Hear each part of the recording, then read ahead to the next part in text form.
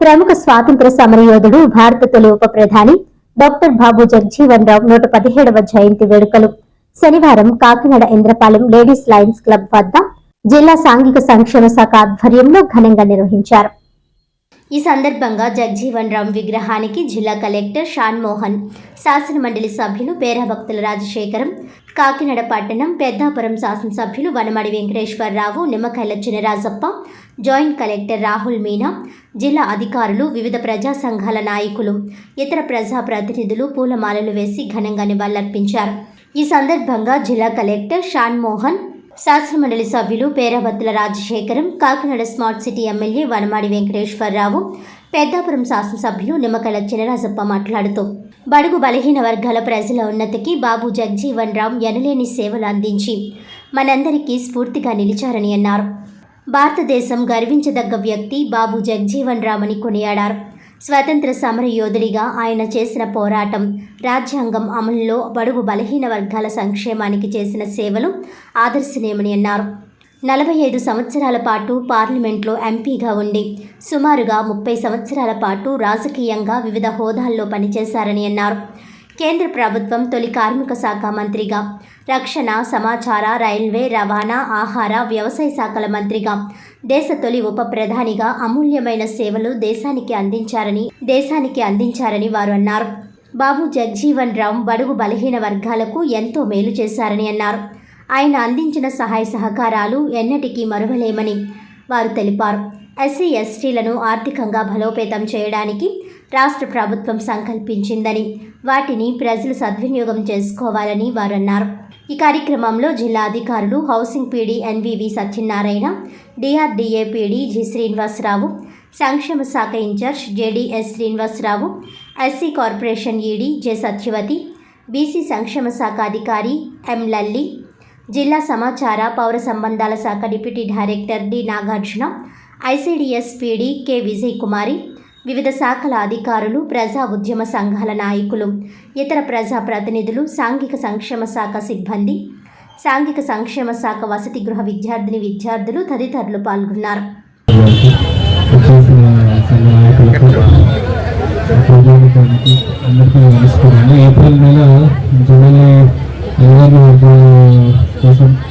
కోసం అతి ముఖ్యమైన నాయకులు ముగ్గురు కావచ్చు, జగన్మోహన్ కావచ్చు, లేకపోతే డిఆర్ఎల్ కావచ్చు, అందరికీ జయంతి పురస్కరించుకొని పండుగ నెలంతా జరుపుకుంటాం. అందులో మొట్టమొదటి జగన్మోహన్ జయంతిలో సందర్భంగా ఇక్కడ కాకినాడ పార్లమెంట్లో మనకు గౌరవం ఏర్పాటు చేసుకోవటం, మనకు అందరూ ఇచ్చేయటం చాలా సంతోషం. అందరూ కలిసికట్టుగా ఉండాలని కోరుకుంటూ ఈరోజు ఉండి నడిపిన వ్యక్తి ఎవరు ఉన్నారంటే బాబు జగజీవన్ రామ్ గర్వంగా చెప్పొచ్చు. సందర్భంగా తెలియజేస్తున్నాం. పార్లమెంటున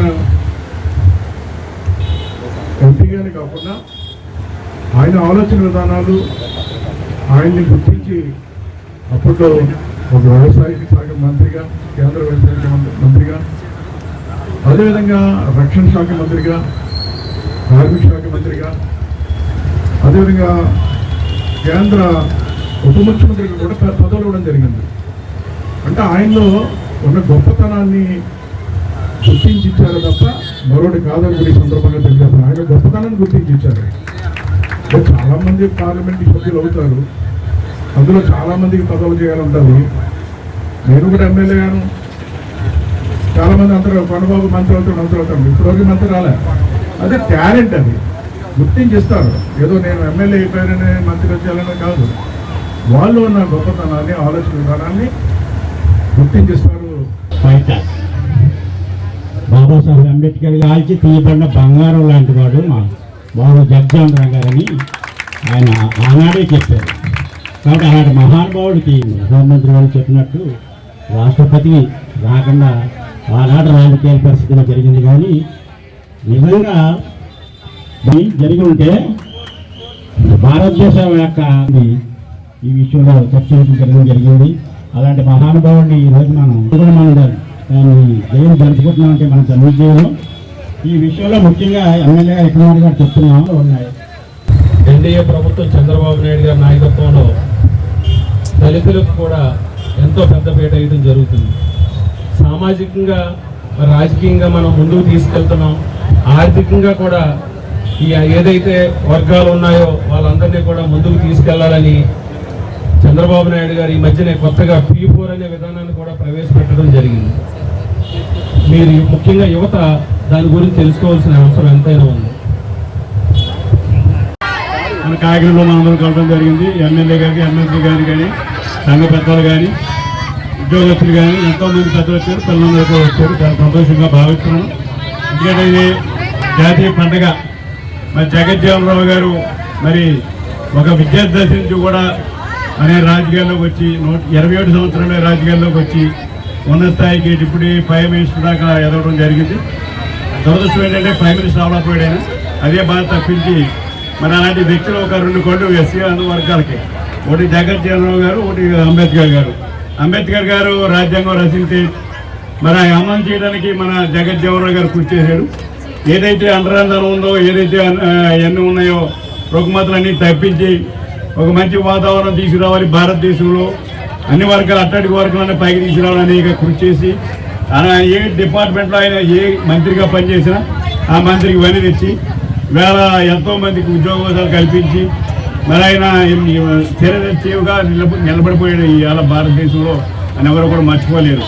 గత ఇవాళ మనం అందరం కూడా ప్రతి మరి పుట్టినరోజు మనం ఘనంగా చేస్తున్నాం. అలాగే కాకినాడలో కాకినాడ కలెక్టర్ ఆధ్వర్యంలో మనం ఈ కార్యక్రమం చేసుకోవడం చాలా సంతోషంగా భావిస్తున్నాం. వార్తలను ముఖ్యాంశాలు మరోసారి.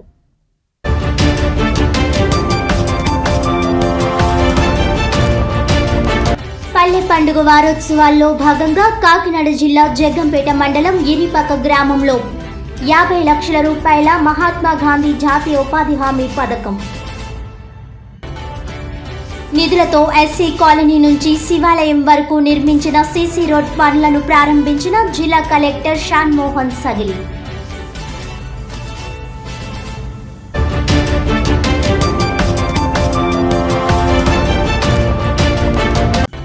ప్రముఖ స్వాతంత్ర సమరయోధుడు, భారత తొలి ఉప ప్రధాని డాక్టర్ బాబు జగ్జీవన్ రావు 117వ జయంతి వేడుకలు Kakinada Indrapalem ladies Lions club వద్ద జిల్లా సాంఘిక సంక్షేమ శాఖ ఆధ్వర్యంలో ఘనంగా నివాళులు.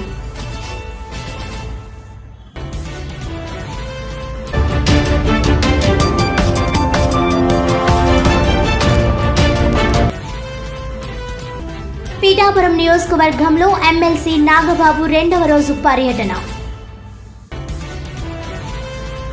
తెలుగుదేశం జనసేన పార్టీ కార్యకర్తల నడుమ పోటాపోటీ నినాదాలు.